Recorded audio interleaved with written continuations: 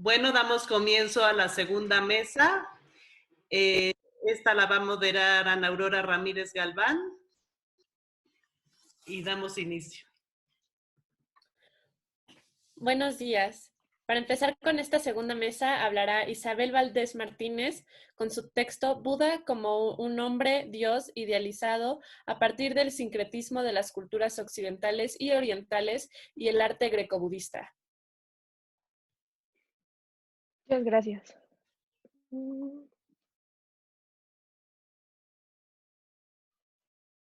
Listo.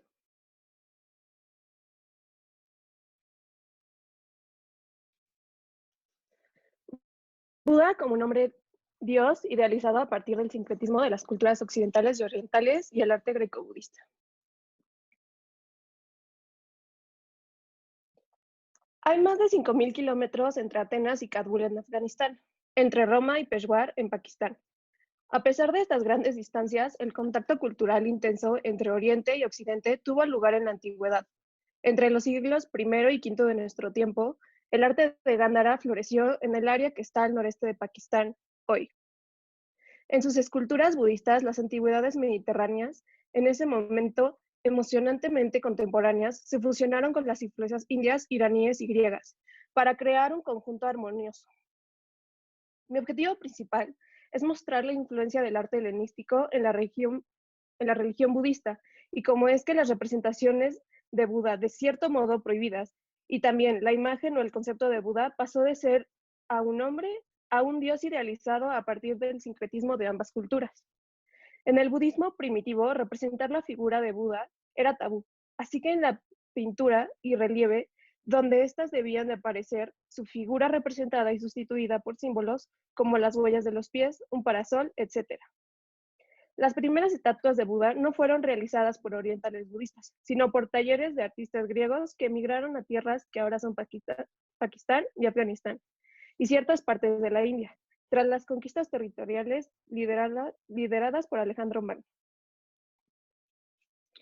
La interacción entre la Grecia helenística y el budismo comenzó cuando Alejandro Magno conquistó Asia Menor y Asia Central en el año 327 a.C., cruzando el Indo y el Yelgum hasta llegar al Beas. Con ello se inició el contacto entre Grecia y la India, cuna del budismo.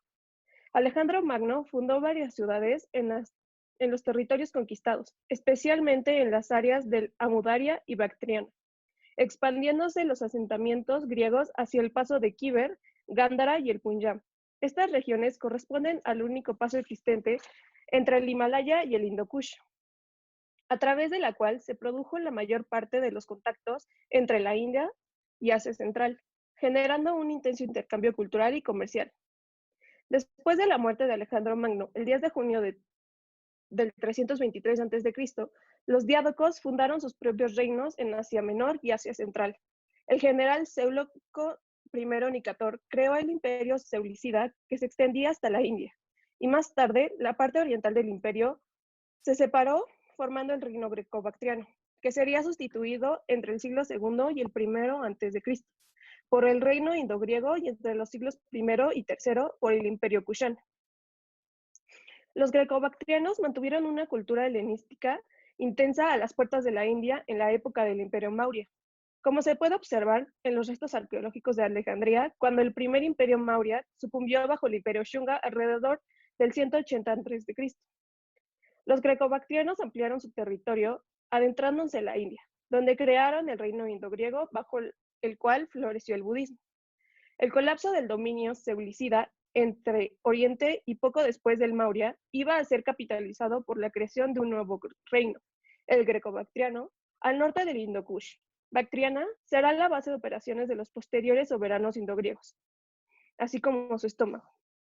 El arte de Gándhara se refiere a la producción artística representada principalmente por relieves en piedra o arcilla, documentada en el noroeste del subcontinente indio, el norte de Pakistán y Afganistán, desde el siglo I a.C. hasta el siglo IV y V después de Cristo. Esta producción se caracteriza por estar casi exclusivamente relacionada con la religión budista. Los relieves de Gándhara eran de hecho parte de los monumentos sagrados budistas como las estupas. El estilo y la iconografía del arte de Gándara se refieren a una competencia de elementos de diferentes tradiciones, india, iraní y helenística. El arte de Grecia desempeña un papel fundamental y se considera un punto de referencia en el estudio comparativo del arte y la arquitectura del mundo. Los grecobudistas, como su nombre lo indica, representan una mezcla entre griegos y budistas. Culturalmente y políticamente, los griegos fueron más influyentes. Por lo tanto, vemos un lado dominante del arte griego sobre el arte budista. Muchos estudiosos de arqueología apoyan esta opinión. Por ejemplo, Alfred Boucher y Sir John Marshall creen que el arte de Gándara es una rama del arte griego. El arte greco-budista se caracteriza por el fuerte realismo idealista del arte helenístico y las primeras representaciones del Buda en forma humana, que han ayudado a definir el canon artístico, particularmente escultórico y para el arte budista en todo el continente asiático hasta el presente.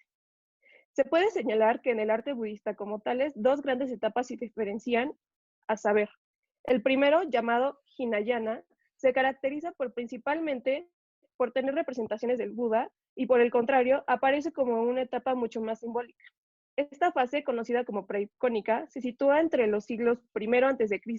y se caracteriza por no recurrir a representaciones directas de Siddhartha Gautama, como el Buda Shakyamuni, o de los Budas míticos que se suponen existieron en eras pasadas, dejando como legado a los conocidos como stupas, monumentos sagrados. La etapa siguiente icónica, Mahayana, tiene por el contrario la imagen del Buda y los Budas del pasado, del futuro y de otros universos como símbolo central de obras de arte. Desde entonces, el arte budista se ha diversificado y evolucionado para adaptarse a las nuevas regiones, donde comenzó a atraer seguidores. Se expandió hacia el este y al norte a través de Asia Central, para formar lo que luego se clasificó como arte budista del norte, a diferencia del arte budista del sur, que surgiría en el sudeste asiático. En la India, el arte budista floreció e incluso llegó a influir en el desarrollo del arte hindú, hasta que el budismo casi desapareció alrededor del siglo X, con la expansión del hinduismo y el islam. Actualmente, se pone fecha de finalización al arte budista, hasta principios del siglo XX, dejando paso al islam e hinduismo. El budismo fue extendiéndose hasta el resto de Asia, en parte gracias a la Ruta de la Seda, ruta comercial que propició el flujo de influencias artísticas. Poco a poco el arte budista llegó a Japón, China, Corea y a regiones más al sur como Birmania, Camboya y Tailandia. El Buda histórico, Siddhartha, nació como un príncipe y a menudo se le conoce como Shakyamuni. Vivió entre los siglos V y IV a.C., en el área de los actuales estados indios de Bihar y Uttar Pradesh. Las primeras imágenes budistas evitaron mostrar al Buda como una figura humana. En su lugar fue aludido con símbolos. Algunos de estos símbolos, como la huella que se muestra, continuaron utilizándose, incluso después de que el Buda había sido representado en forma humana. La huella del Buda, Buddhapada, fue uno de los primeros símbolos utilizados en el arte budista. Representa su antigua presencia física y es un objeto de profunda veneración. Las esvásticas en la punta de los dedos de los pies, el símbolo omega en el talón son símbolos convenientes. La rueda central representa la doctrina budista. El tamaño de la huella puede interpretarse como un énfasis en la divinidad del Buda o como una indicación de que se trata de un Buda de una diferente en la que todos eran notablemente más altos. La influencia griega en las representaciones del Buda a través de su realismo idealista también permitió una visualización accesible, comprensible y atractivo desde el último estado de iluminación descrito por el budismo, que contribuyó a su difusión.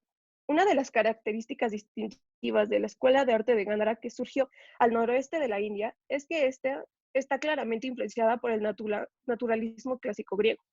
De esta manera, aunque estas imágenes aún transmiten la paz interior que resulta de poner en práctica la doctrina de Buda, también da la impresión de que las personas caminan, hablan y duermen tal como lo hacemos nosotros. Durante los próximos siglos, esta representación antropomórfica de Buda definió el canon del arte budista, pero gradualmente adquirió más elementos indios y asiáticos. Esta figura es una escultura casi del tamaño real del Buda histórico, conocido como Shakyamuni, que es el primero que dio las enseñanzas del budismo, que se convirtió en una religión mundial hoy en día. Las fuentes del budismo que describen la forma en que vestía Buda realmente lo tenían como un monje, con la cabeza rapada y con harapos. Pero este no era el tipo de figura que realmente atraía a la mayoría de los fieles, que a menudo se convierten al budismo. Y así, este tipo de escultura atrajo tanto a los mediterráneos como a los budistas locales. Budistas que se sentirían atraídos por este tipo de figura. El estado iluminado del halo indica la luz de su comprensión y conocimiento. En su mano inferior izquierda solo agarra su túnica. Su mano derecha levanta en la posición denominada Abhya o Abhyamudra, que significa liberarse del miedo y la protección. Porque si uno puede entender las enseñanzas del Buda, ya no tiene que haber más miedo nunca más. Esta pequeña escultura de Buda de bronce es probablemente una de las primeras representaciones icónicas de Shakyamuni de Gandhara. Se sienta en una postura yógica, sosteniendo su mano derecha en Abhyamudra, un gesto de accesibilidad. Su halo inusual tiene estrías que indican luz radiante. Su peinado, la forma de su túnica y el tratamiento de la figura reflejan contactos estilísticos con las tradiciones clásicas de Occidente. Este Buda muestra afinidades más cercanas a las esculturas griegas que cualquier otro bronce de Gándara sobreviviente. Su túnica cae en suaves pliegues y cubre ambos hombros, a diferencia de la imagen de Mathura. En un golpe, la tela cubre solo un hombro. Combinado elementos del mundo mediterráneo y del sur de Asia, los artistas de Gándara crearon una nueva visión del Buda durante el periodo del alto contacto entre las dos regiones. Estuvieron entre los primeros en mostrar al Buda con una expresión plácida, cabello ondulado y grueso, y vestidos con una túnica de monje como una toga.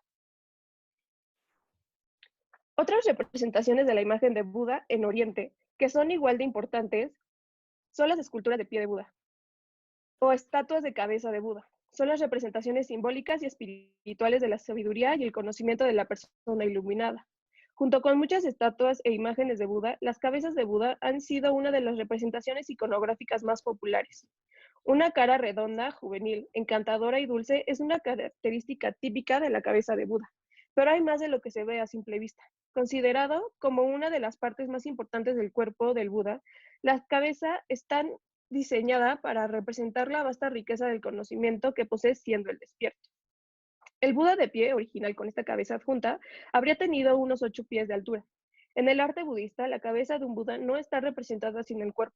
Esto refleja la visión budista que el estado iluminado de un Buda implica la perfección final y la integración total de todos los aspectos del cuerpo y la mente. Los ojos y párpados pesados sugieren el estado sereno y meditativo del Buda. La amplitud del arco de las cejas y el gran tamaño de los ojos y oídos sugieren los poderes sobrehumanos de percepción atribuidos al Buda. La marca de sabiduría urna entre las cejas indica la máxima perfección e integración de la compasión y la sabiduría. Los lóbulos de las orejas extendiéndose son emblemas del estado real, probablemente porque los pesados aretes de oro los empujaron hacia abajo. Las líneas dramáticas del cabello que convergen en el medio de la frente y se elevan por encima de la coronilla, en la corona de la sabiduría, Ushnisha, sugieren que el poder dinámico de los procesos internos de la conciencia iluminada. La corona de la sabiduría, la redondez completa de la cabeza y la fuerte mandíbula en forma de león son 3 de los 32 signos físicos principales de un Buda. Además de estos 32 signos, en el canon budista se representa un conjunto adicional de 80 marcas como atributos definitorios de un Buda. Estos incluyen su aspecto atractivo, una nariz prominente, un amplio espacio entre los ojos, cejas largas y arqueadas, una frente fuerte y ancha, cabello grueso y desenredado y con una cabeza relativamente grande. La presencia del arte budista ha estado en su región desde el primer día. Más tarde, el arte griego jugó su papel dominante, influyó en el arte budista. Las figuras de terracota, la cerámica, las monedas y la arquitectura fueron cambiadas y mejoradas por la fusión de las artes griegas en Gándara. El griego era el arte dominante en el momento, en el que el budismo fue reconocido oficialmente como una secta. Por lo tanto, el arte indígena fue influenciado e inspirado por él. Por eso se llama el arte greco-budista de Gándara. El arte greco-budista siguió siendo dominante durante mucho tiempo, donde es cierto que está influenciado por artes romanas, egipcias, persas y asirias. Tampoco será un error decir que la influencia principal fue el arte griego. La escultura de Gándara llamó la atención de los eruditos hace poco más de 150 años a través de los hallazgos casuales de un grupo de exploradores aficionados. En ese momento se pensaba que era de origen griego y se aplicó el término greco-budista. El arte de Gándara es básicamente un arte religioso, cuya función principal es servir a la fe de Buda. Varias escenas muestran la historia de la vida de Buda, desde el nacimiento hasta la muerte. Gracias.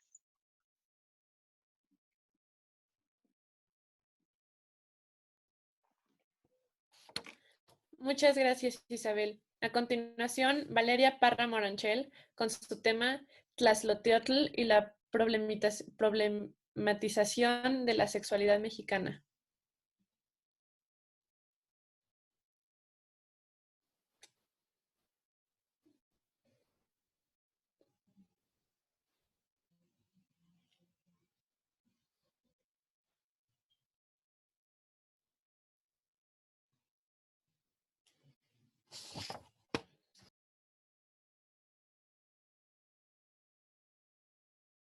Muchas gracias. La sexualidad acompaña al ser humano desde su nacimiento hasta su muerte, expresándose mediante el placer, el deseo, el erotismo, las prácticas y las diferentes narrativas orales, escritas y pictóricas. Su estudio en la antigüedad es relativamente reciente, a pesar de la riqueza de sus representaciones en códices, cerámicas y esculturas. Por ello, es crucial que haya transgredido los límites de los discursos oficiales brindados por la religión, la biología y la medicina, para analizarse desde enfoques como los de la antropología e historia. Incluso dentro del ámbito museístico, como señala el antropólogo Felipe Solís Holguín, radica también una, abro cita, miopía de los curadores o encargados de las colecciones depositadas en los museos mexicanos, quienes ocultan a los ojos de la gente con un celo excesivamente púdico los supuestos centenares de objetos que mostrarían el acto sexual en las más diversas modalidades. Cierro cita. No conformes con la negación y el posterior intento de exterminio de fuentes que se vivió por parte de las autoridades religiosas y políticas coloniales. Durante el siglo XVI, en el altiplano central, se llevaron a cabo múltiples destrucciones de textos, representaciones de deidades y complejos arquitectónicos con la finalidad de radicalizar la evangelización en el nombre del Dios único cristiano y de la salvación de las almas de los infieles. Esta estrategia fungió también como un contundente mensaje político de control y dominación. No obstante, muchos frailes lamentaron no tener evidencias que les permitieran hacer un análisis cultural de aquella otredad a la que se enfrentaban durante la evangelización y que les parecía inteligible. Algunas estrategias que implementaron fueron las investigaciones etnográficas, como la Historia General de las Cosas de Nueva España, también llamado Códice Florentino, realizado por Bernardino de Sahagún y sus informantes en 1540. Sus motivos eran principalmente religiosos. Creía que para convertir a los nativos al cristianismo era necesario entender esos dioses falsos y la influencia que tenían en su sociedad. La obra consta de 12 libros. En el primero, Bernardino dedica un análisis al panteón mexica con la necesidad de una aproximación cosmogónica a partir de relaciones que lleva a cabo entre el panteón mexica y el panteón grecorromano. Así, por ejemplo, de Tlazolteotl, la diosa en la que se centra el texto, dice que es otra Venus. Es difícil brindar un entendimiento concreto de la sexualidad mexica, ya que en nuestras fuentes, tanto contemporáneas como coloniales, existen dicotomías y divergencias al respecto. El concepto de sexualidad que vivían los mexicas era muy distinto del que predominaba en Europa, el cual estaba constituido por un filtro moral cristiano. Muchos de los textos y las imágenes que fueron recopiladas por frailes evidencian la manera en que la moral cristiana permeó en el pensamiento y el lenguaje indígena referente a la sexualidad, ya que muchas descripciones narran esta cosmovisión de manera pecaminosa inspirada en el demonio. Para los frailes, el sexo fuera del matrimonio y más allá de la necesidad de reproducción era una de las manifestaciones del pecado, mientras que en la mitología prehispánica el sexo redimió la muerte, pues propiciaba vitalidad en el mundo, brindaba orden en el cosmos y a la sociedad en general, por lo que el placer y la sensualidad eran suscitados de varias maneras, no solo plásticas, sino también textuales y escénicas. Ejemplo de ello son los poemas y los cantos bailes que podemos encontrar en los cantares mexicanos, los cuales constituyeron el medio expresivo por excelencia del erotismo náhuatl prehispánico, además de que ponen de manifiesto una aprehensión cognitiva y sensible de lo que fuera una pulsión. Lamentablemente, muchos de estos textos fueron destruidos porque su carácter erótico no coincidía con los ideales éticos y morales de la religión cristiana. Sin embargo, muchos otros poseían un lenguaje ambiguo con doble sentido y fueron eximidos de su censura o destrucción por el desconocimiento de los frailes, quienes incluso dejaron cantos sumamente eróticos junto a textos edificantes, bíblicos y doctrinales, así como también a fábulas de Esopo traducidas al náhuatl. Como menciona Patrick Johansson, quizás se deba a que los recopiladores no percibían la ambigüedad expresiva del canto o a que los auxiliares indígenas de los frailes cometieron la travesura de integrarlo a un contexto en el que no debía figurar. Los cantos danzas tenían un lugar importante en contextos socioreligiosos, tanto así que existía una escuela de canto para jóvenes y entre los distintos géneros que aprendían se encontraban los cantos de placer, como el Xochicuicat Cuecuextli, o canto florido de travesura. El lenguaje del canto es tan complejo de descifrar que incluso cuando este fue compilado en los cantares, fue inscrita la siguiente oración. Abro cita. Santa Amalia Tonatzin, hemos venido a regocijarnos con el Dios Creador, nuestra Madrecita la Santa María. Cierro cita. Si se hace una revisión simbólica del canto, podremos darnos cuenta de que la inscripción está completamente descontextualizada, pues en el canto se alude al acto sexual como una batalla, al pájaro como el pene, a la flor como un símbolo de fecundidad y del sexo, a la risa vinculada al acto sexual y también al semen. Al leer los cantares y ver las representaciones pictóricas en códices que aluden a la sexualidad, es inevitable pensar cómo debieron escucharse o verse de frente con todos sus elementos. En el 2015, el musicólogo Gabriel Parellón presentó una ópera náhuatl que tal vez pueda darnos respuesta de ello.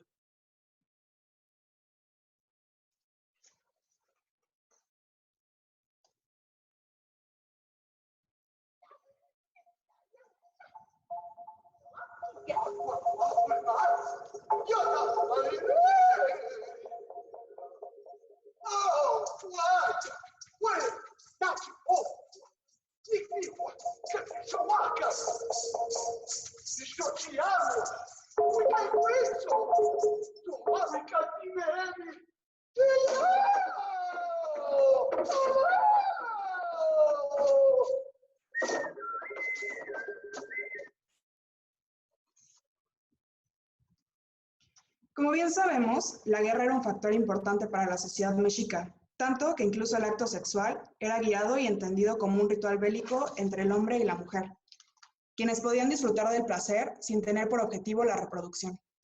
Se pensaba que cuando las mujeres quedaban embarazadas, enfrentaban una batalla que la mujer libraba sola contra fuerzas adversas que se oponían al nacimiento del bebé. El combate tenía lugar en el vientre de la mujer, el cual simbolizaba el Mictlán. Cuando llegaba el momento del parto, los gritos bélicos de la victoria de las parteras acogían al nacido. Pero si la mujer moría durante su primer parto o durante un primer embarazo, se le confería la misma importancia que al de los guerreros muertos en combate e iban a la casa del sol en el poniente. La relación de los dioses prehispánicos con la sexualidad es sumamente compleja y extensa. Muchos son los dioses que tienen esta advocación y Tlazolteotl destaca en este grupo.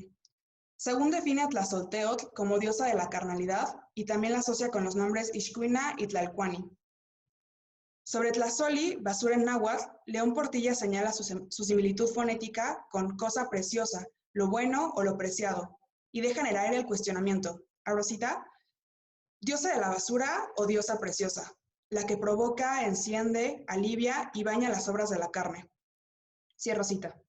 Resulta interesante cuestionarnos por cuál sentido trascendió el nombre.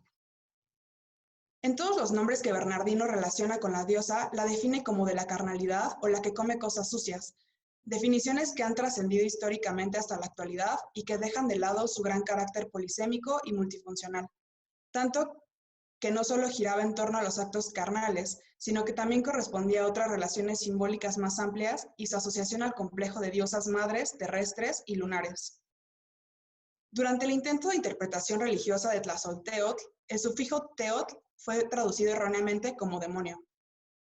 A partir de ello, podría comprenderse aún más la manera en que los frailes podían verse limitados ante el entendimiento de la sexualidad y las deidades mexicas, pues los paradigmas de su fe católica también se hallaban comprometidos con las erróneas interpretaciones lingüísticas, fonéticas y pictóricas. Por ello, abro cita, el hecho de que Sahagún haya reducido el eros indígena a la carnalidad y a la lujuria, tal como lo podemos ver con los nombres de diosa de la carnalidad o comedora de cosas sucias, constituye una interpolación interpretativa que disminuye probablemente de alguna manera lo expresado por los informantes. Tenemos otros ejemplos de interpretación de los nombres de Tlazolteotl, como el de Ricardo Rincón Huahorta, quien traduce Ixcuina como flechadora, hecho que cobra sentido, ya que los anales de Cuautitlán señalan la llegada de los Ixcuiname y la instauración del sacrificio por flechamiento. Thelma Sullivan, por su parte, considera que dicho nombre quiere decir mujer de algodón. Los rasgos iconográficos definen el carácter y la función de la deidad, razón por la cual es importante entender su imagen para lograr contextualizar sus representaciones y el poder de sus cargas simbólicas. Algunos elementos son imprescindibles en la representación de Tlazolteotl y otros son optativos. La deidad fue incorporada al culto estatal mexica desde la cultura huasteca, lo cual originaría nuevas formas simbólicas y rituales como los que se muestran en la fiesta Oxpanistli, dirigida a Tlazolteotl bajo el epíteto de Tochi, nuestra abuela. La celebración buscaba propiciar la germinación del vientre fértil de la Madre Tierra y para ello se llevaba a cabo la transformación ritual simbólica de una mujer en la diosa Tochi, quien después de varios días de preparación era caracterizada como Tochi en una especie de antropomorfismo divino para posteriormente ser decapitada y desollada. La piel era después portada por un sacerdote. Otro elemento iconográfico testigo del sincretismo en la religión mexica es el gorro cónico huasteco, el cual era portado por dioses y sacerdotes que corroboraba visualmente que los mexicas tuvieron un interés por la cultura huasteca, tanto así que se volvió arquetípica, sobre todo en lo que concierne a lo ritual. El nombre asignado por Thelma Sullivan, mujer de algodón, puede verse reflejado a través de la iconografía de la diosa, pues porta elementos de este material como orejeras, una banda y usos en la cabeza y las manos. El algodón es un elemento representativo de la cultura huasteca y su presencia puede explicarse debido a que tejer e hilar eran funciones propiamente femeninas. La diosa también se encontraba portando un yacamextli o nariguera en forma de media luna, símbolos que también se representan en su falda, y a través de la luna podría estar haciendo referencia a que ella es diosa del tiempo, la que hila los destinos y el desarrollo de la vida. Regula los ciclos cósmicos, agua, lluvia, fertilidad y vegetación. Y es por eso que en ella están consagrados los sacerdotes del Tonalpohualli, nombre del calendario sagrado adivinatorio de 260 días, que definía el sentido, destino y vocación de las personas que nacían en determinado día. En muchas representaciones aparece con una pintura negra de hule alrededor de la boca, lo cual podría relacionarla con su advocación como comedora de inmundicias. Al respecto, se han realizado interpretaciones como su unión con lo medicinal. Existen varias menciones a curaciones de enfermedades a través de la boca en fuentes. Una de ellas es la curación con el aliento, ya que a este se le concedían propiedades mágicas especiales. Patrick Johansson define a Tlazolteotl como una diosa que más allá de la ingestión de pecados carnales, ingiere lo viejo para después regenerarlo. Sobre el acto coprofágico, simbólico o factual, cabe resaltar que estos rituales eran guiados por sacerdotes, quienes ingerían excrementos humanos, mientras que los que éste defecaba eran reciclados por el agua y la noche, ya que Tlazolteotl está inscrita en la categoría de diosa lunar. En esta figura, que ustedes pueden ver, observamos un ritual coprofágico llevado a cabo por un sacerdote que parece estar sumergiendo sus pies en un sitio acuoso representado por un color azul con líneas marrones. El sacerdote sostiene la materia fecal con su mano derecha, la cual está a punto de ser introducida en su boca, al mismo tiempo que expulsa un elemento del mismo color que emerge de sus glúteos. Dicho elemento que expulsa al sacerdote conduce a otro sistema acuoso contenido en el que se encuentra el conejo lunar, símbolo de fertilidad. Tlazolteotl, la diosa del amor y las inmundicias, ilustra magistralmente la necesidad que tiene el hombre de incorporar los aspectos pútridos de su ser a los más nobles en aras de la continuidad vital. Otro elemento que constantemente adorna a la diosa es la serpiente de coralillo, cuya simbología es compleja y depende de los contextos en los cuales aparece. Simboliza la fecundidad, el erotismo y la sexualidad. Esto puede ser entendido debido a que los mexicas veían en la vulva de la mujer un centro de gran poder. Esta serpiente suele salir de la falda de Tlazolteotl, enrollar su cintura y su torso o incluso suele acompañarla a un costado. La diosa también es constantemente representada con una lengua serpentina. Suele portar elementos florales, que poseían un gran carácter erótico, pues aludían al placer e incluso es asociada con el clítoris. En la imagen que pueden ver a la derecha muestra a Tlazolteotl en cuclillas, con las piernas abiertas, de tal modo que se puede observar que de su vagina nace una flor, símbolo de su clítoris. En esta imagen podemos observar que Tlazolteotl aparece con la piel de un desollado, pues se muestran unas manos que se vencen por debajo de las manos de la diosa, las cuales se alzan casi extendidas con las palmas hacia arriba. La textura que viste es rugosa, con lo cual se denota que no se trata de su propia piel, sino que hay algo más que la recubre. Esta representación también podría simbolizar la relación de Tlazolteotl con nuestro señor del desollamiento, Xipetotec, numen de la fecundidad de la tierra, quien a su manera también representa la renovación, el desprendimiento de lo que ya no es útil y la regeneración de la naturaleza espiritual en las personas. Recuerdo que el día que conocí la advocación de Tlazolteotl, no pude sacarme de la mente que hasta ese momento, en el tiempo que llevaba estudiando las culturas en Mesoamérica, nunca había escuchado algo igual y quise saber más. En un inicio me resultó complejo llevar a cabo un análisis de la sexualidad y el erotismo mexica, pues me había basado en fuentes que no cuestioné y que me mostraban un modelo con una moral muy marcada y restrictiva. Sin embargo, conforme fui adentrándome, pude entender que en realidad se trataba de un sistema conceptual más complejo y amplio que no había logrado trascender sino hasta hace poco, gracias a estudios muy valiosos de antropólogos, historiadores y lingüistas y más, que decidieron ampliar al respecto. Considero muy valiosas las interpretaciones que se pueden dar a la sexualidad mexica, ya que nos guían a la discusión de nuestros conocimientos y creencias arraigadas y nos muestran caminos muy diversos de los que parecerían históricamente unívocos. Por ende, se trata de un campo muy fértil para múltiples disciplinas como la historia del arte. El acercamiento a la sexualidad mexica a partir de los intentos de evangelización evidencia la complejidad de lo que representa un choque de interpretaciones culturales. Pues mientras unos pensaban que estos actos conllevaban a la perdición del alma, otros creían que regeneraba el cosmos y que tenía un carácter vital. El intento de la radicalización de la fe cristiana supuso una pérdida enorme de evidencias culturales. No obstante, ha sido lo suficientemente amplia como para diseminar una verdad alterna.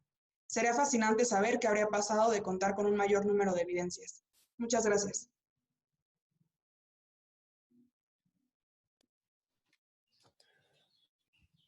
Gracias, Valeria. Ahora Julia Martínez Romero presentará su tema Vida y Arte, la máscara en África Occidental.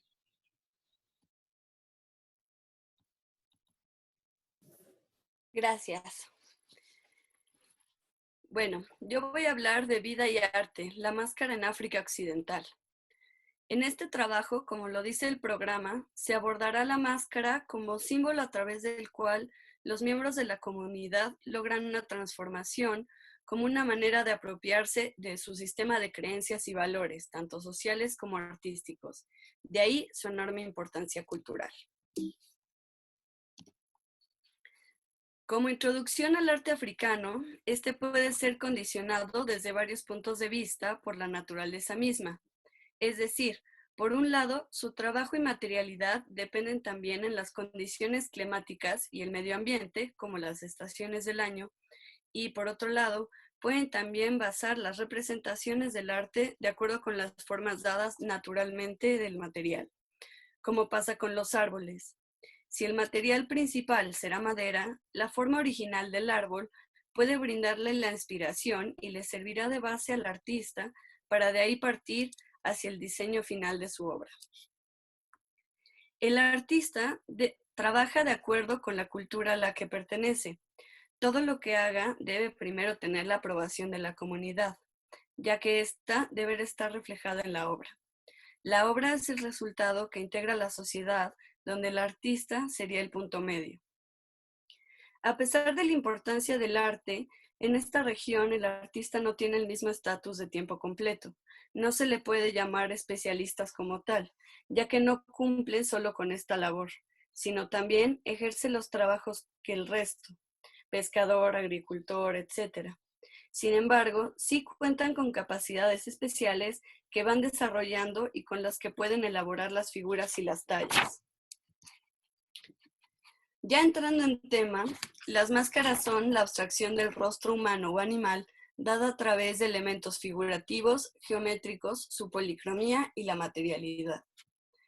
tienen un uso más práctico, ya que su función no es la de la contemplación, sino es lo que les permite la comunicación entre el mundo de los dioses y el mundo del hombre, entre los vivos y los muertos. Pueden fungir como medio por el cual los seres del más allá se manifiestan, así como pueden brindar, dependiendo del ritual, protección, calma, o a veces pueden apresar materialmente a un espíritu para alejarlo de las aldeas. Empezaré con el caso de las máscaras Do y Gwain, las cuales se encuentran en Ghana, Costa de Marfil, Mali y Burkina Faso. En lo que respecta a las máscaras Do, para comenzar a explicar esta máscara, debe mencionarse que el término Do es bastante ambiguo, debido a sus múltiples usos y definiciones. Aquí se estudiará como un tipo de máscara característica de la zona. Utilizan las máscaras escupefuego, las cuales se les atribuye dicha capacidad. Este estilo de máscara no es el único en la región. También se puede encontrar en muchas otras culturas a lo largo de África Occidental. Tienen una posición horizontal con respecto a la cabeza y se usan en la cacería de brujas. El uso de estas máscaras se da durante el día y están asociadas con el calendario musulmán. Sus formas pueden variar entre pequeños animales y la figura humana, que implican el lado social y benevolente del hombre. Su finalidad es la de acercar a la comunidad al canto, a la danza, brindando al espectador un sentimiento de placer, gozo y belleza. Con ellas se utilizan vestimentas ya sea locales o importadas. Las superficies de los materiales son finamente talladas, pues son máscaras frescas y jóvenes.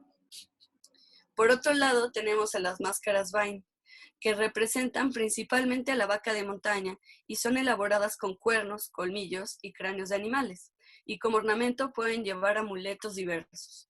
Estas máscaras solamente son usadas en las noches, con la función de merodear para alejar a los malhechores del pueblo. Además, se les atribuye la habilidad de exhalar fuego para limpiar a la comunidad de los malos actos cometidos o de aquellos que acechen en su interior. Estas máscaras poseen un gran atractivo visual a pesar de lo burdo de su hechura. Se usan durante una danza particularmente agresiva. Según lo explica Bradman, el control y uso del fuego está asociado con las brujas, pero en el caso de las Gebain, el uso del fuego es el elemento que usan para evitar a la maldad y curar a la comunidad. Sin embargo, el mismo Bradman lo describe como un espectáculo que provoca miedo y dolor al espectador. Esto no solo es debido a la manera en la que se usa, sino que también a su aspecto, que tiene una talla áspera y rasgos alargados, a diferencia de las Do. Como segundo caso están las máscaras Guro, las cuales pertenecen al grupo de dicho nombre, originario de Costa de Marfil. Están categorizadas de distintas maneras. Están las que ellos denominan como bonitas o feas, las cuales están reflejadas tanto en sus actitudes como en su fisionomía.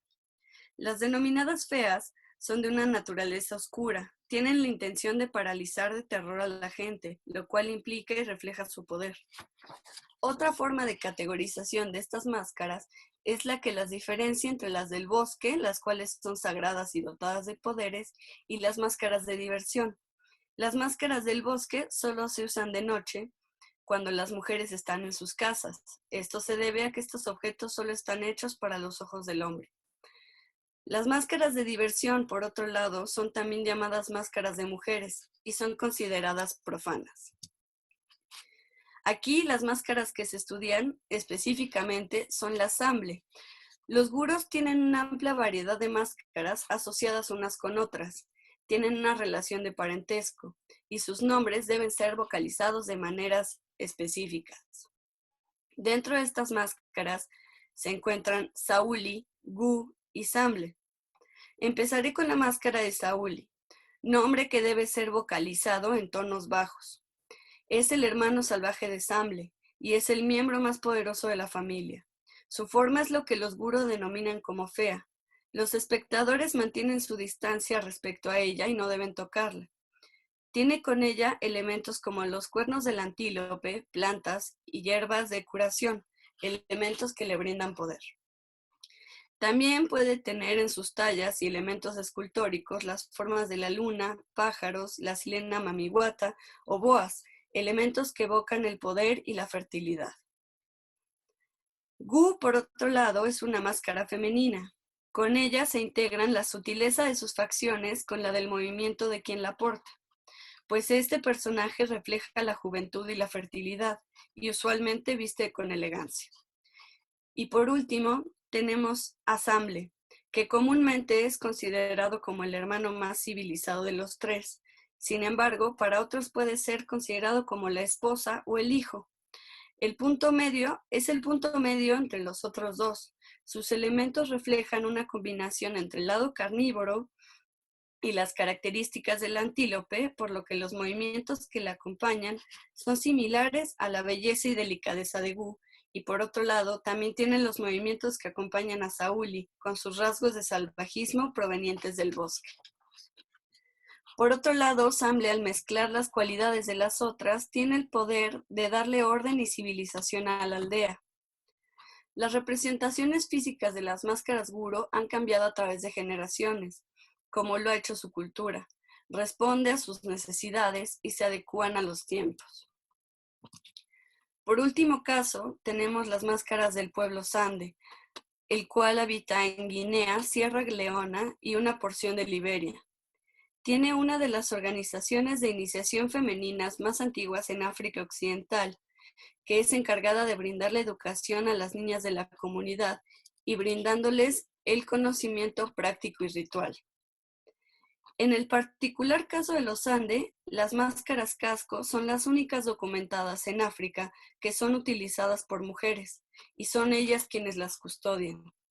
Su estudio cambia conforme pasan las generaciones y se van adaptando a los nuevos cánones estéticos y sociales.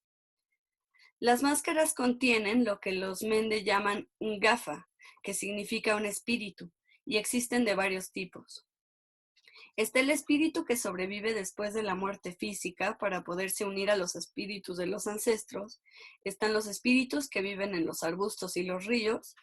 Estos pueden manifestarse ante los vivos con distintas apariencias y deben ser tratados con cautela, pues si bien pueden otorgar riqueza y conocimiento, también pueden traer consigo el desastre.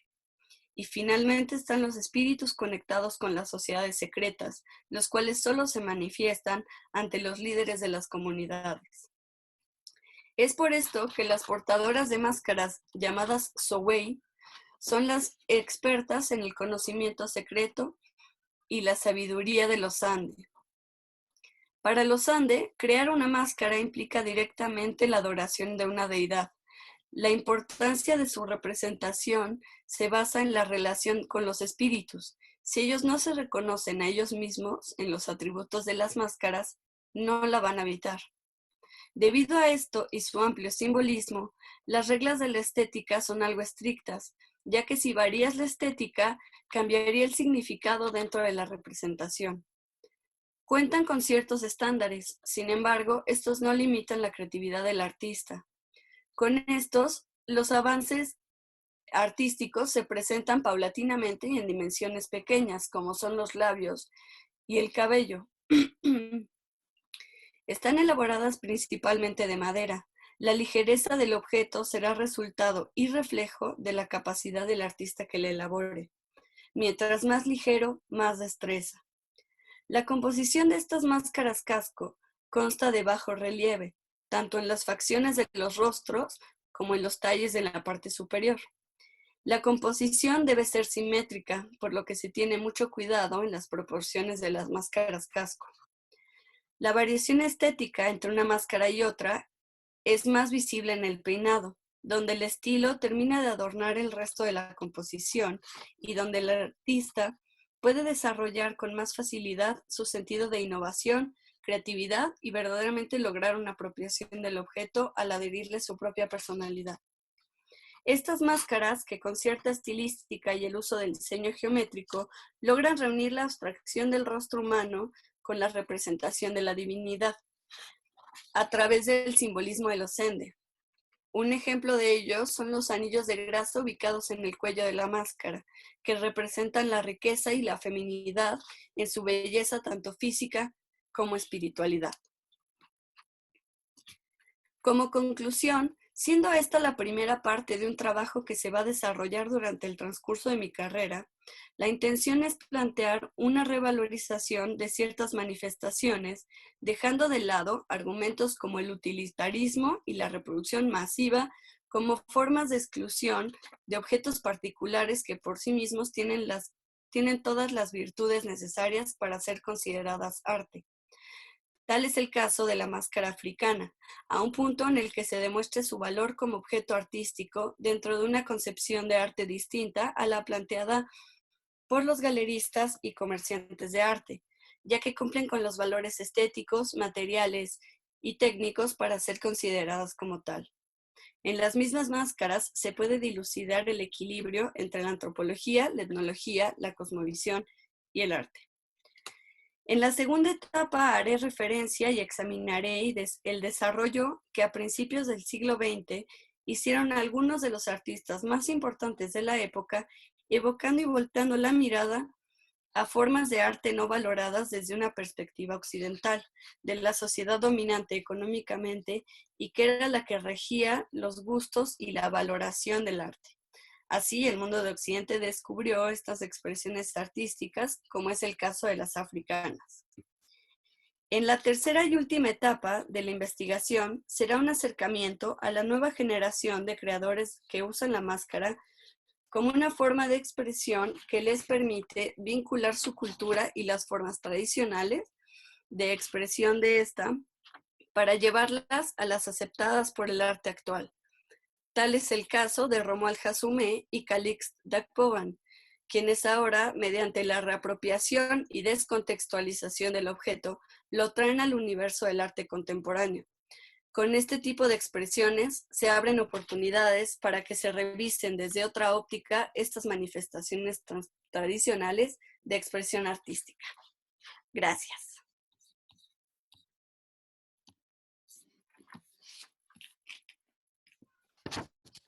Gracias, Julia. Para cerrar con esta segunda mesa, Verónica Alondra Quintanar Pérez presentará su texto titulado El culto a la Santa Muerte y su apropiación estética, privada y comunitaria. Muchísimas gracias, Auro.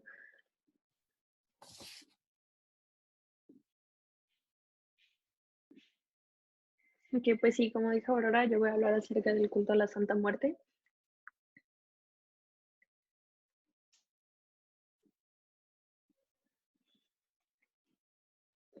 Bueno, México es conocido por su multiculturalidad y junto con ella todas las expresiones tangibles e intangibles. En este trabajo me enfocaré en las expresiones materiales que se han relacionado con el culto a la muerte. Mi interés con estas se basa en que no están regidas por un canon y tampoco se ciñen a algún tipo de reglamento que las haga homogéneas, teniendo como resultado todo un repertorio de expresiones libres que ayudan a formar una imagen colectiva en los creyentes. Me enfocaré en cómo sus representaciones rompen con todo lo que parece ser convencional en la actualidad, empezando con el culto mismo. El fenómeno de la devoción a la Santa Muerte ha ido incrementando en las últimas décadas, llamando la atención de sociólogos, antropólogos, historiadores, etc. Y en muchas ocasiones, el interés nace a partir del gran impacto que genera ver un ídolo que parece estar en contra de todo lo establecido. Y a pesar de que mi interés no se basa en este impacto, no está lejos de esta cuestión. Lo que ha llamado mi atención es la cantidad de objetos que son realizados con fines religiosos a este culto tan diversos, porque no se han detenido a pensar en un límite en sus creaciones. Para los creyentes, no es necesario ser una figura con proporciones perfectas que pueden ser encerradas por un canon. Solo están mostrando su devoción. Claro, es cierto que se puede ver la gran semejanza con la religión católica, pero de todos modos son aislados. ¿Qué los hace diferente al arte sacro? ¿Por qué los hace diferentes a cualquier otra religión? Para contextualizar, regresaré unos siglos atrás a la Edad Media, donde la imagen de la calavera que se adentra a los temas de la muerte no era necesariamente ajena. Esta era representada en las famosas pinturas de las danzas macabras. En este plano nos habla de la concepción de la muerte como un tema universal, pues es inevitable. Gracias a sus acompañamientos escritos podemos saber que estas representaciones también estaban ligadas a un fundamento religioso. En este caso se trata de una corriente del cristianismo. González Simla lo define como un cristianismo más escéptico, temeroso de la vida y hostil a la belleza externa, que empieza a tener relevancia después de 1348. Uno de estos escritos fue hecho por el monje Freimont y son versos que relatan cómo la muerte es un viaje a Roma tal peregrina, donde en sus pasos se lleva a diferentes personas. No hay discriminación alguna en sus víctimas. Por otro lado, la imagen de la calavera o la idea de la muerte misma en América precolombina se vive muy diferente. Se sabe acerca de la creencia de la cultura mexica que involucraba una figura hecha de huesos y quien era el dios Mictlán, el lugar de los muertos. Es importante remarcar que la muerte es considerada parte del ciclo de la vida, que es interminable. Al terminar la vida terrenal, dependiendo de la manera en que uno muere, se ha de ir a uno de los 9 inframundos. Ni uno es necesariamente un lugar de castigo, por lo que se haya hecho en el tiempo de la vida terrenal, como lo es en la religión católica. Visualmente podemos encontrar semejanzas con la visión europea, pero en lo que radica la diferencia es en cómo se han relacionado las imágenes. Mientras que en la visión de los europeos se ha sembrado el miedo, pues el símbolo de la muerte representa el momento en que el sujeto será juzgado para determinar su estancia eterna, ya sea en el cielo o en el infierno. La visión americana no parece temerle, pues sabe que la muerte es la otra etapa de su vida. En Nueva España se tienen documentos realizados por la Inquisición que acusaba a indígenas de rendirle culto y altar a una figura esquelética que estaba coronada y se había llamado el justo juez. Esto data del año de 1873 y ocurre en el territorio que hoy es Querétaro. O el caso del pueblo de San Luis de la Paz en 1797, donde se dice tener una capilla y que los indios se juntan a beber peyote y azotan santas cruces a una figura de la muerte que la llaman la Santa Muerte. La amarran con un mecate mojado, amenazándola con azotarla y quemarla si no le hace el milagro. Se sabe que el espacio pagano fue destruido, pero no hay más detalles sobre la misma. Pedrigón reflexiona sobre la presencia que tiene la costumbre del culto a efigies de la muerte y cómo es que desde ese momento ya tiene un nombre, la Santa Muerte.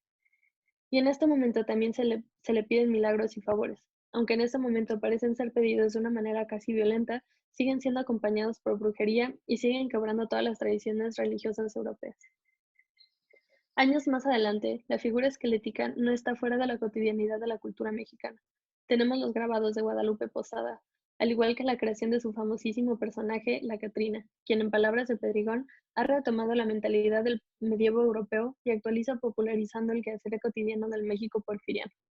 Nos expone a la muerte que tiene características humanas y lo ha puesto en un contexto de espacio-tiempo contemporáneo.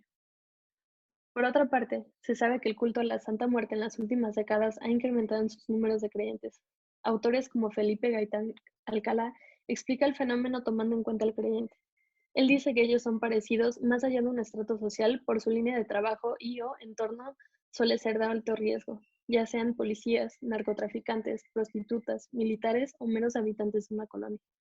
Otro factor importante que apuntala Gaitán es la peculiar aceptación del aislado.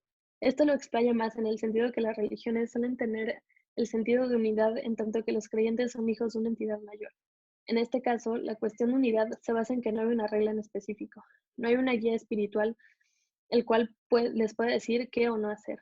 Esto también se ve reforzado cuando el autor, citando a un creyente, afirma que la muerte es más justa que Dios porque ella todo lo sabe y de la misma manera que ella da, quita, ayuda hasta la última. No pude visitar los altares que tenía planeado dentro de la Ciudad de México porque la mayoría de estas ofrendas son hechas de manera espontánea a lo largo de la ciudad y la cuarentena me impidió poder salir a buscarlo. Solo me fue posible visitar el Templo de la Santa Muerte ubicado en Ecatepec, Estado de México. El templo está ubicado sobre una avenida que en sí no tiene nada de especial, solo está rodeado de negocios. Justo a la entrada del recinto se encuentra una mujer con sus 2 hijos. El mayor no pasa de 2 años y se encarga de cuidar al bebé que está en una carriola hecha para muñecos. Ella nos asegura que en breve la iglesia ha de abrir, pues los encargados apenas han de llegar. No está equivocada. Al abrirse las rejas entran 3 camionetas y rápidamente se han puesto a hacer sus labores. Una de las mujeres abre no solo la entrada, sino también el pequeño local donde se pueden encontrar figuras y esculturas de diferentes tamaños de la Santa Muerte, al igual que libros sobre embrujos, flores, perfumes, veladoras, rosarios y bebidas alcohólicas. No tardó mucho tiempo en que las demás personas llegaran y se adentraran no solo a la tienda, sino a la parte trasera, que es un gran patio donde hay filas de bancas que enfrentan a la figura de la Santa Muerte. Es imponente ya que se trata de una estructura de 20 metros y 6 de base de fibra de vidrio. La postura que está tomando en esta figura es demasiado sencilla, pero es de cierta manera universal, pues es para hacer notar lo pura que es, vestida solo con túnica y manto. También está de pie y sus brazos se muestran abiertos, tomando la actitud de que es una dadora de bienes. Entre la figura y la entrada se encuentran varios grafitis, pero hay un personaje recurrente en ellos. Se trata de Jonathan Legaría, o como muchos lo conocieron, Comandante Pantera. Él fue el encargado de la organización del Grupo de la Santa Muerte Internacional, al igual que en la construcción del monumento. Se encargaba de dar misa todos los domingos al mediodía. Él fue asesinado en la madrugada del 31 de julio de 2008. Hacia el fondo se encuentran al menos 5 construcciones con forma de mausoleos, cada uno con varias esculturas de la Santa Muerte. No hay una semejanza entre los mausoleos, más allá de resguardar a la Santa Muerte, ni siquiera en el material. Asumo que se tratan de donaciones de creyentes hacia su figura de devoción, y mi sospecha es confirmada al encontrar nombres familiares diferentes en cada uno de ellos. Junto a las figuras había veladoras, cigarros, rosarios, cervezas, botellas de licores y golosinas y manzanas. Casi de inmediato empieza a llegar las personas que vienen a pedirle favores y a rezarle.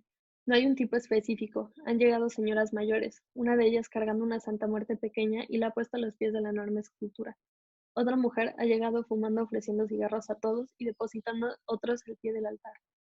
Finalmente entra un grupo de mariachis, quienes nos dicen que han sido invitados para traerles las mañanitas. Tuve la oportunidad de hablar con una de las señoras que llegaron con su propia figura de la Santa Muerte y me decía que ella tiene otras 7 en su casa y que toda la ropa que portan las ha hecho ella misma. La vestimenta que trae, la que lleva en las manos, es detallada. La tela es de color dorado y sus adornos combinan. Esto me recuerda a un análisis de Pedrigón de cómo es que vestir a la Santa Muerte se trata de un esfuerzo en toda la extensión de la palabra, pues el precio se estima entre 50 y 2,000 pesos, y para tenerlos el creyente necesita de la abnegación. Perdigón añade que llega a ser común que se le done cabello humano para poner a la figura. Intuye que es o por falta de dinero para hacer algo material o por el simple hecho de que ya se le han dado tantas otras cosas. Al final, remarca lo importante que es para un creyente ver realizado su esfuerzo, ya sea material o físico, pues hay orgullo de por medio. Después de ver todo esto, simplemente no puedo dejar de ver las similitudes con la religión católica, en la cual yo y el resto de México ha estado rodeado desde siempre. Se le reza y se le ofrece comida. Se le hacen mandas, como caminar de rodillas hasta su altar. Se le viste, como a mí me vistieron a los 3 años como San Juditas. Y es que en realidad los creyentes de la Santa Muerte jamás se han visto como algo fuera del catolicismo. La famosísima Doña Queta, conocida por su altar en Tepito, es quien dijo que Dios ha de ir primero, pero que la Santa Muerte nos protege a todos. Esto, sin embargo, no ha detenido a las autoridades religiosas de exhortar a la población a alejarse del culto de la Santa Muerte, pues aseguran que se trata de un acto blasfemo y satánico que va en contra de lo que la Iglesia representa. Esta posición ha hecho que los creyentes católicos tengan cierto recelo ante los creyentes de la Santa Muerte, pues los toma como una amenaza y como un indicio de peligro, ya que nada bueno puede salir de alguien que adora una figura que por naturaleza humana se le tiene que temer. Me ha llamado la atención que incluso habitantes de Tepito, quienes están a diario inmenso con altares y creyentes de la Santa Muerte, me han dicho que prefieren no acompañarme a visitar el altar porque no se sienten cómodos. No les atrae la idea de que los creyentes adorando una imagen que les incomoda, y me parece que es aquí donde reside la importancia de la imagen. La flexibilidad de los creyentes de la Santa Muerte ha hecho que su imagen crezca sin límite alguno. Su imaginario ha sido recopilado por otras imágenes sacras y la cotidianidad del mexicano, pues ha sido aquí donde esta figura se ha ido fortaleciendo, y pedir que ella sea construida aislada de la realidad de sus creadores es meramente imposible. Por otro lado, los ajenos al culto no podemos verla sin sentir un impacto, ya que al final rompe con esta imagen hegemónica de los santos. Quiebra con la idea de que para proteger la vida se le tiene que pedir y ofrecer a la muerte. Nos mueve el imaginario religioso en tanto que Dios representa la bondad en la luz y ella se muestra usualmente vestida de negro. Agradezco la experiencia de haber podido visitar y haber platicado con algunos de los creyentes que se encontraban ese día. Y a pesar de que no pude visitar más altares o realizar la parte gráfica de este ensayo, me quedo con una grata sensación. De igual manera, quisiera agradecer a mis profesores que siempre me ayudaron: Carlos Dávila, Saraba Sánchez y Piliaja.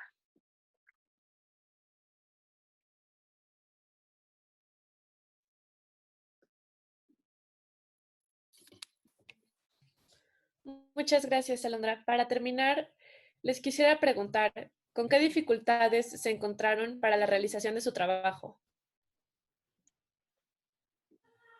Pues en mi caso, pues mi trabajo principal, bueno, al principio del semestre tenía la idea de poder crear como algún tipo de archivo fotográfico dentro, o sea, como dentro de mi investigación. Y pues por la cuarentena, pues me fui imposibilitada de poder visitar todos los lugares que yo quería. Entonces, para empezar, eso fue como mi mayor eh, quiebre y, eh, pues sí, mi mayor desequilibrio dentro de la investigación. Yo creo que yo lo que más se me complicó fue que de repente hay muy poca información de ciertos aspectos de la máscara africana y también hay muchos como comentarios encontrados. O sea, hay unos que dicen unas cosas, otros dicen otras, entonces uno tiene que empezar a hacerse un propio criterio al respecto, pero pues está difícil siendo que pues, no es fácil tener el acceso a ellas, ¿no? Así como hay muchas que incluso son, pues son muy importantes y sagradas para ellos, entonces no hay fotografías de esas máscaras o no hay acceso a ellas. Entonces tienes que confiar un poco en los comentarios que ya se han hecho, en los informantes que han tenido los antropólogos y etnólogos que han hecho estos trabajos y demás. Entonces creo que por ese lado ha sido como, bueno, fue como la parte más difícil y complicada. Bueno, en mi caso, yo tuve varios problemas al principio porque no encontraba mucha bibliografía al principio o bibliografía que en verdad me sirviera o tan extensa como a mí me gustaría. Y cuando la empecé a encontrar, estaban en otros idiomas, estaban en japonés, estaban en griego, estaban en chino, estaban en hindi y la verdad a mí no me funcionaba eso. Pero después ya empecé a encontrar más cosas y otro problema fue que las imágenes o las esculturas, su descripción no está tan completa. Tuve unos problemas con algunos periodos porque decía, no sé, en una decía, pues primero al segundo siglo, pero no decía qué temporalidad tenía. Otras no decían en qué región fue encontrada. Y así, o sea, esos son como los problemas que yo tuve, pero por el final ya se pudo. Pues a mí me sucedió algo muy parecido de lo que comenta Julia, porque cuando encontré mi bibliografía y la estudié, me di cuenta que había muchas dicotomías y algunas personas decían ciertas cuestiones sobre la sexualidad y otras las contradecían completamente. Entonces fue como un poco problemático poder entender en un inicio cómo funcionaba este contexto. Y también me sucedió que me di cuenta que nuestros estudios están, y nuestra perspectiva en general, está muy filtrada por Europa y por Occidente, y entonces leer este tipo de imágenes es complicado, más cuando tienen una red de significados tan extensos y encuentras símbolos incluso donde tú no piensas que puede haberlo. Y también como intentar asentar mi estudio, y los pilares que tuve fueron de antropología, de historia y de textos de poemas, pero casi no encontré, o sea, me parece que encontré muy pocos textos de historia del arte, casi no hay. También, pues, durante la cuarentena, pues, fue un poco complicado tener la bibliografía y me sucedió que había encontrado un libro que me encantó, leí el índice y tenía como todos los elementos que necesitaba, pero pues no había ni forma de encontrarlo porque pues estábamos en casa, ¿no? Pero afortunadamente pude ponerme en contacto con el autor y pudo dármelo y platicar un poco con él, lo cual fue muy grato. Pero sí, yo creo que esos fueron los retos. Muchas gracias a todas. Pues muchísimas gracias. Con esto damos por concluido la segunda mesa.